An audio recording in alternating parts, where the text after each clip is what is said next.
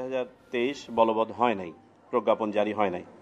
তবে ইতোমধ্যে গত কমিশন থাকতেই সিদ্ধান্ত হয়েছিল যে এই আইনটি বাতিল করত পূর্ববর্তী স্থিতাবস্থায় ফেরত নেওয়ার জন্য একটা প্রস্তাবনা সেই সময় গৃহীত হয়। সেই আলোকে 10ই সেপ্টেম্বর 2024 তারিখে একটি ডিও লেটার প্রেরণ করা হয় কমিশন থেকে। এরই ধারাবাহিকতায় আজকে কমিশনে এটা নিয়ে আলোচনা হয়েছে। আমরা এখন অফিসিয়ালি কমিশনের সিদ্ধান্ত আকারে আমরা পত্রালাপ করার সিদ্ধান্ত নিয়েছি।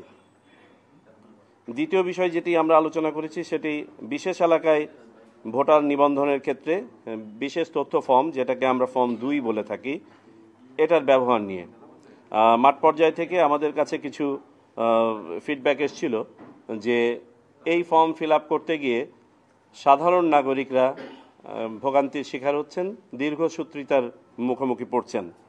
এমত অবস্থায় এটাকে সহজীকরণ করা যায় কি না, আমরা নীতিগতভাবে সিদ্ধান্ত নিয়েছি যে এটা আমরা সংশ্লিষ্ট উপকমিটিতে পাঠিয়ে যাচাই করে দেখব এবং এটাকে আরেকটু সহজীকরণ করার সিদ্ধান্ত নেওয়া হয়েছে। তার মধ্যে একটি সিদ্ধান্ত আজকেই দেওয়া হয়েছে, যেমন ক ক্যাটাগরির যারা ছিল, অর্থাৎ মোটামুটি নিশ্চিত যে তারা বাংলাদেশের নাগরিক, তাদের ব্যাপারে আমরা ফর্ম 2 এর রিকোয়ারমেন্টটা উঠিয়ে দিয়েছি।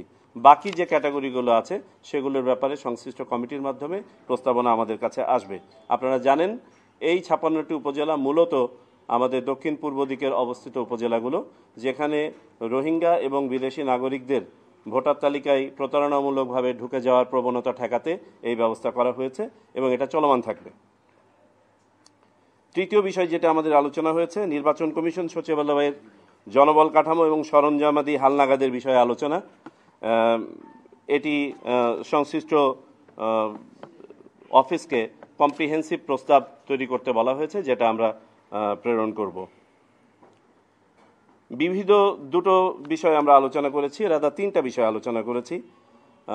ইভিএম যে প্রকল্পটা ছিল সেই প্রকল্প গত জুন মাসে শেষ হয়ে গেলেও এখনো পর্যন্ত পুরোপুরিভাবে ইভিএম টেক ওভার করা হয় নাই ইলেকশন কমিশন কর্তৃক। প্রশিক্ষণ অংশটুকু বাকি ছিল, সেই প্রশিক্ষণ এই সপ্তাহে শেষ হয়েছে।